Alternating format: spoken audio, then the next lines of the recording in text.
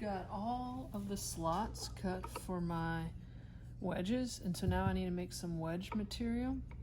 I found a piece of really straight grain walnut, and now I'm going to cut it to the same width as my biggest holes so that I can start making what basically I need this is a 5/8 hole, so I need a block of wood that's 5/8 by 5/8. So I'm gonna table saw and planer that, and I'll come back to you with the next step.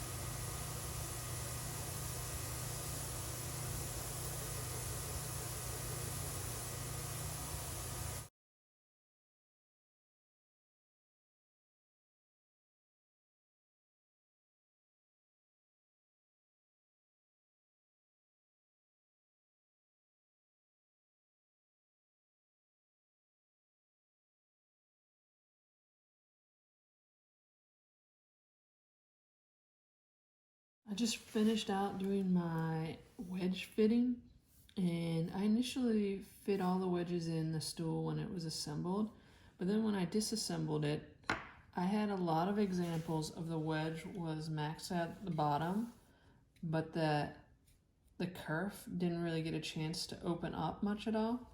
So I did go back through and shorten them so that I could feel with some finger pressure that I'm actually splaying the two sides apart before it hits the bottom.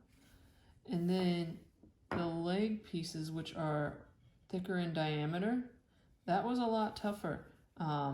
So I didn't necessarily need it to always hit the bottom or anything of that sort, but I could just feel that it takes a lot more pressure to start splaying that apart, and then I basically bottom out.